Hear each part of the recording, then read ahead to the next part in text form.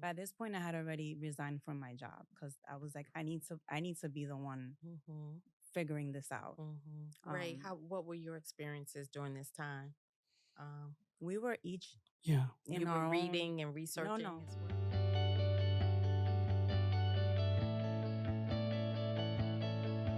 Hi, everyone.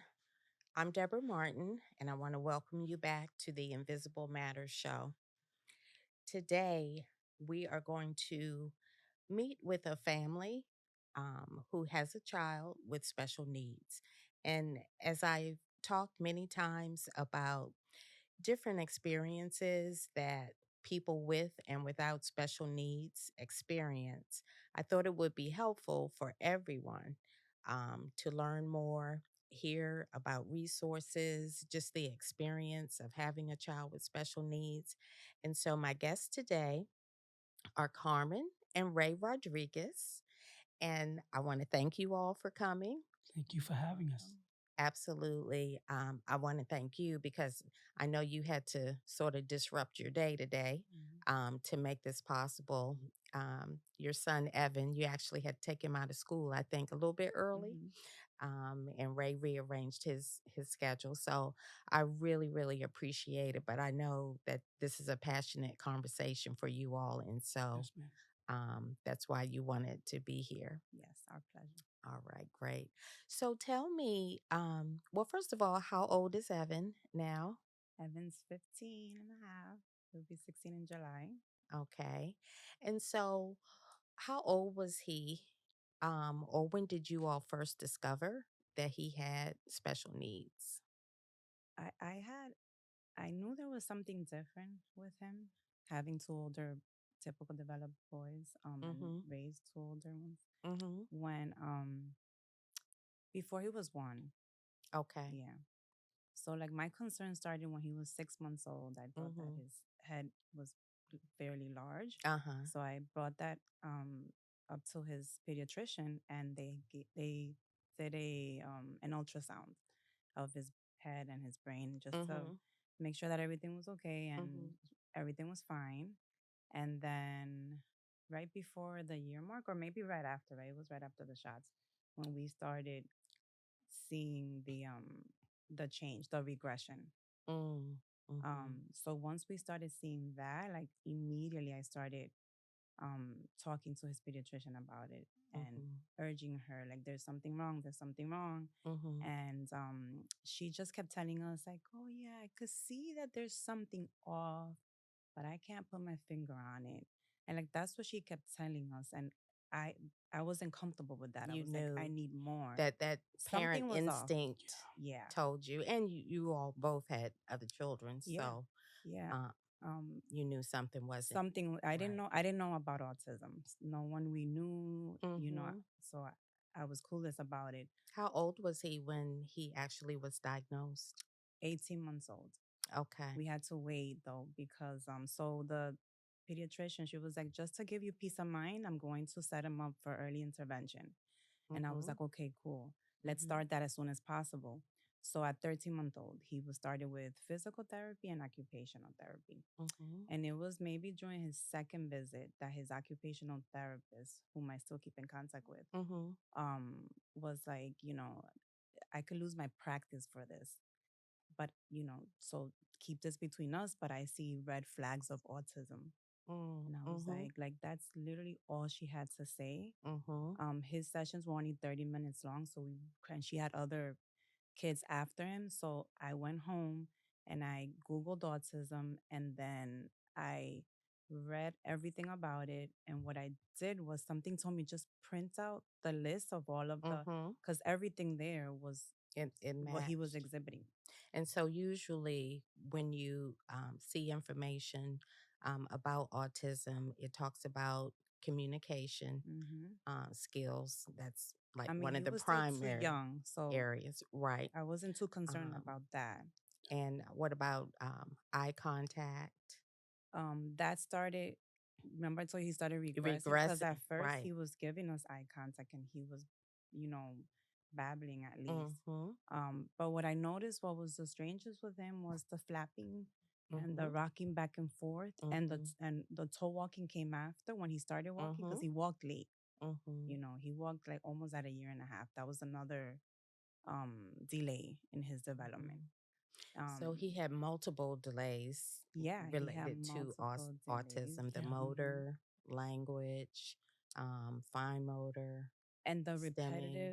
repetitiveness of, like, I Mhm. remember he would we have between the living room and the kitchen, we have like Mhm. a, what do you call that? Divider, like Yeah, and Mhm. he would walk on it back and forth, like, just he was just repeat, or he would go to a Mhm. corner and then I just started noticing him disconnecting from us.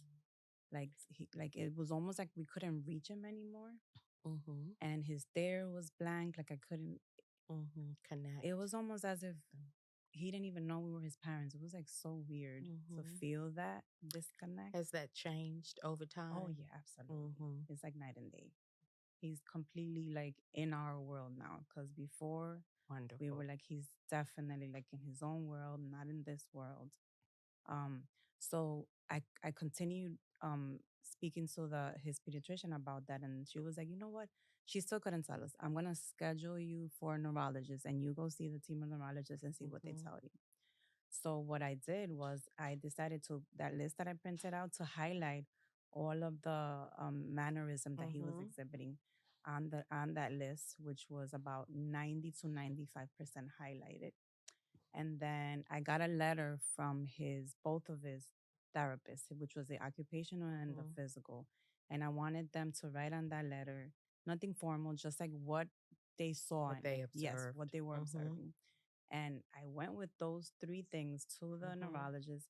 The team of neurologists who saw him, Mhm. they were like, no, like, you're crazy. Basically, like, we don't see any of, like, he's too young to be diagnosed. And I was like, what do you mean? I'm like, I'm his mother. I'm with him 24/7. Mhm. By this point, I had already resigned from my job because I was like, I need to be the one Mhm. figuring this out. Mhm. Ray, Um, how what were your experiences during this time? Um, we were each Yeah. in you were our own. reading and No, researching no, as well. we weren't I went, yeah, we I weren't went, what do you call it, united front. Mm. We literally, like, this happens, and this is something that happened with us. Mhm. We were barely even communicating what we were feeling. We were just yeah, dealing with it Mm. on our own. yeah, I went, That is so important for yeah, you to it say does that. happen. That's why I wanted to mention it. You Yeah, It was know, bad. some marriages, Yeah. they end up separating yeah, because, the parents don't necessarily agree.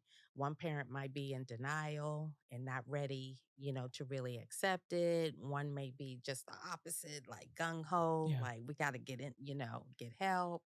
And it's difficult. And if yeah, you're not communicating about it, We went yeah, through a lot of workshops, and we learned that the one of the highest divorce rates is with mm-hmm, people with mm-hmm, yeah, with special people with needs. special needs. mm-hmm, And in a lot of these workshops, I met a lot of single mothers where they were like, the dad, their dad didn't want to deal with it, or they Yeah, were embarrassed by it. Because this is mm-hmm, not just that, it's also like them feeling like embarrassed by having a child with special mm-hmm, needs, or just not yeah, wanting to deal with it, mm-hmm, and like left, and like, so this also mm-hmm. happens a lot, Ray, sadly. as a father and as a man, having a son who is, struggling in so many, ways developmentally, what has that been like for you?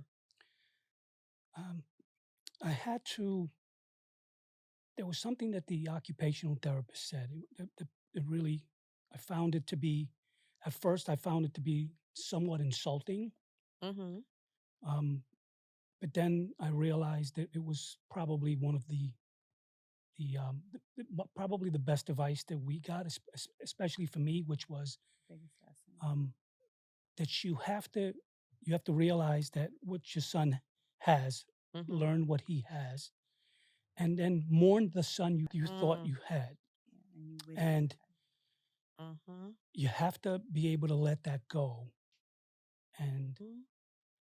be able to move on, because that's the only way you're really going to be able to pour into the Great. son you do have, I, and the wife and the family. And had. for a while, it was a tough go because I kind of didn't want to accept it. You know, so what you're describing, I tell parents quite often, sometimes it's like going through the grief Sure. Exactly process that. when you Mhm. find out that your child, does have a disability. And so all of those, phases of grief, shock, denial, anger, depression sometimes, and then acceptance. And it's important that you try not to get stuck in it's okay to experience all of them, but as long as you keep moving through the Correct. process. And to me, you all are such a great example. That's why I Thank wanted you. to have you all on here because you are just so calm, and I know that you must be going through a lot Mhm. each and every day. Mhm. But to me, your level of acceptance of your son, your level of support, and how you present him to the world is, to me, is just amazing. And so, talk to me a little bit about socially. Let's start with family. Was your family accepting of his condition? They were, first of all, I was never in denial, like ever. I went through all of those stages of grief Mm-hmm. and severe, severe depression and Mm-hmm. severely disconnected from the world, including my two older children. Mm. Mm-hmm. They suffered a lot because Mm-hmm. they all, like, I want to say maybe the first 3 or 4 years, they weren't my focus at all. Like, I couldn't even see past Evan. It was like him and I were in this world and nobody else existed. Mm-hmm. Because my thing was I needed to fix him. I thought I could fix him. I need to find the solution. I'm a problem solver.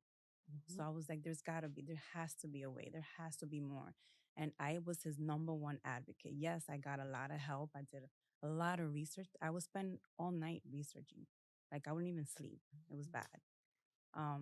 But I was able to give him all of the resources that we were able to find. Like Mm-hmm. there was nothing I wouldn't do, nowhere I wouldn't go to get him that. And then I integrated him into everything we did. I didn't because I've noticed that a lot of people isolate. Not Mm-hmm. only do they isolate themselves, but they isolate their child because Yes. they're afraid of what others might Yes. think or say. Yes. I was the opposite. It was hard. It was a hard blow to take my son to parties and for him to be ignored when my Mm-hmm. other two boys were so social and so Mm-hmm. involved and everybody was so involved in their life. So to see him being treated like he was not even visibly Yeah, I get there it. Mm-hmm. was so hurtful. I would leave parties in tears and go to my car and break down. Mhm. Mm-hmm. And then I will get myself together and come on, we're gonna go back in. I'm taking you to this Mm-hmm. party. I'm taking you to this Broadway show. I'm taking you to the movie theater. He's been traveling. There's nothing that I haven't exposed him to Mm-hmm. because I was certain that my son was gonna be as normal as possible and that I was going to introduce him to everything in life. And then one amazing lesson that his ex coworker learned, that we learned from his ex coworker, because they had two boys with autism. Mm-hmm. And the one thing that they told us that we took it and we ran with it was Mm-hmm. don't live in his world. Make him live in your world. Mm-hmm. And we saw what that meant with their children because they couldn't be in large crowds. At a certain time, they had to be home. Otherwise, they Right. will start freaking out like, Right. oh, the sun is going down. Like Right. everything was so like Scheduled strict and Yeah. and structured. I focused. went the opposite Mm-hmm. route. I didn't even want Mm-hmm. the structure that the school was telling me I had to implement at home because I was like, I'm not a structured person. I'm just Mm-hmm. not. And I go with the flow, and that's how he's gonna be. With that, so what you're describing is one of the things that I also tell parents frequently. Make sure that you're not getting in the way of your child's progress. Right, In other words, based on your fears or your concerns about, feeling ashamed or embarrassed. Don't keep your child isolated, and be overly protective. Um, because you really could be hindering progress. I If yeah, he doesn't have those experiences, I right, agree. then he may not reach his potential. right. And I know that's hard Shh. to figure out.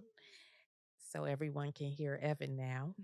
Um, I know there's a balance, Yeah. to figure out, but I again, I that's why I just love the way you all are parenting because I know, you do include him in, everything Mhm. that you do, Mhm. and that's really one of the main purposes of Invisible Matters. This show is to because some of those people who didn't approach you at that party, it may not be that they didn't recognize, but they just didn't know what to Correct. say, how to approach. And so, one of the reasons that I wanted to do this show was really to help everyone just be more intentionally aware and just learn how to engage, um, other people. Yeah. We Things we we learned as we went. So just as it was the experience was new to us, it Mm-hmm. was also new and everyone knew because like I said I didn't keep it from Mm-hmm. anyone. If they asked me I would just I'm one that if you ask me how you're doing, I will tell you exactly how I'm doing. I'm not going to be like, "Oh, I'm fine," Mm-hmm. if I'm feeling whatever it is I'm feeling. Mm-hmm. So everyone knew. So as we started to learn more and we Mm-hmm. started to get used to our new normal and what life was going to look like for us, Mm-hmm. I started telling people like, oh well, you know what? Because oh Evan, I say hi to Evan, he ignores me, or I want to talk to Evan or do this, and I'm like, yeah, you have to be persistent. You have to be Mm-hmm. persistent. You have to be consistent. Mm-hmm. The more you're in his space, the more he will open up to you. You'll break Mm-hmm. through. Yeah. Yes, because that's the number one thing that they exhibit Mm-hmm. is the socialization. That's Mm-hmm. their number one lack. Mm-hmm. So he's not gonna know to socialize with you just because you come and say hi Evan or you hey whatever. Like no, you have to sit and you have to break through that. And then so a lot of our friends and family learn to do that, Yeah. Right. and they Right. started getting it. Mm-hmm. So now they are a lot more interactive with him. Mm-hmm. But at first, it was hurtful because I felt people weren't even trying. Yeah. But then I Mm-hmm. started understanding what you said. It's not that they weren't trying, it's just that they don't They know what to didn't Yeah. do. know. That's the Right. important part. It's just Right. really realizing that Right. that it's the ignorance, unfortunately, is where you can't really blame people for being We ignorant were for not ignorant and for too. not Mm-hmm. knowing because we didn't Yeah, know We you didn't you know. didn't know We anything were Yeah. ignorant about too. autism, Right. and you don't know what you don't know. Right. And so again, that's why I think the more opportunities for people to hear conversations Yeah. like this, um, it will help them grow. Their child may not have the same degree Right. of challenges, Right. but they may have some. And many parents just struggle with, not wanting to reveal or just I see it. conceal, I my see it. child has, speech difficulties and, that type thing. And Sure. And so, with N- that never. comes not accepting. And then mm-hmm, we met someone in one of the workshops we went to. Her son at Evan at the time was like mm-hmm, 5. Her son was like 16, 17. mm-hmm, And she still didn't accept the diagnosis. She was miserable. It showed. She even when she spoke about her son, and he was, I think, the youngest. Yes, the youngest out of she had like mm-hmm, 4 or 5. mm-hmm, And because she wasn't accepting of it, she was miserable. She showed it, and then that's how she was interacting with her son. And she did. At the time I didn't know, but like if I knew then, I would have. I wish I would have been able to tell her like he feels this. mm-hmm. Yeah. Yeah, Like he yeah. feels this. And Her, just not to be ashamed. Not to be Yeah, there was a ashamed. lot of shame in her. and Um, that's hard. It's and hard. and I and I and I admit that at first I was, Mm-hmm, and because raising four typically developed boys, mm-hmm, um, knowing the mannerisms, knowing what they should be doing at a certain age, mm-hmm, things like that. mm-hmm, And then seeing Evan not reach any of the goals at his age, mm-hmm. made me feel it was guilt and it was a shame. And it's okay to go through all of those things. Mm. Tell me about the guilt. Why do you think you Um, felt guilty?